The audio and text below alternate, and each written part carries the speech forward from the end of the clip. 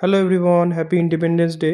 আজ কিন্তু জিম বন্ধ ছিল, তাই জন্য সকালবেলা উঠে ভাবলাম একটু পোহা বানানো যাক। আর পোহার জন্য বিদিশা কিছু সবজি কেটে দিল। আমার কিন্তু পোহা বানাতে আর খেতে দুটোই খুব ভালো লাগে। তবে কতটা অথেন্টিক পোহা বানাতে পেরেছি জানি না। এই রকম হয়েছিল দেখতে।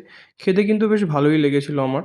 তারপর হঠাৎ দেখলাম বিদিশা আমি চা খেতে ভালোবাসি বলে চাই লাভার বলে একটা টি শার্ট আমার জন্য কিনে দিয়েছে। টি শার্টটা কিন্তু আমার বেশ পছন্দ হয়েছিল। আর আমরা স্যান্ডউইচ বানানোর জন্য রিসেন্টলি মিল্টনের একটা স্যান্ডউইচ মেকার কিনলাম। স্যান্ডউইচ মেকারটা কিন্তু বেশ ভালো। তোমরা যারা যারা কিনতে চাও আমি লিঙ্ক দিয়ে দেবো, তোমরা কিনতে পারো। আর দেখতে দেখতে লাঞ্চের সময় হয়ে গেল। লাঞ্চে ছিল ডাল, ভাত, লাল শাক আর চিকেন কষা। অনেক দিন পরে এই চিকেন কষাটা খেয়ে বাড়ির চিকেন কষার কথা মনে পড়ে গেল। লাঞ্চের পরে বিদিশা আমার জন্য একটু গ্রিন অ্যাপেল কেটে দিল। সেটা খেয়ে জোরদার একটা ভাত ঘুম দিলাম।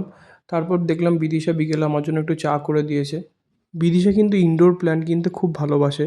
তো তাই জন্য ওর জন্য আজ কিছু ইনডোর প্ল্যান্ট কিনতে গেছিলাম।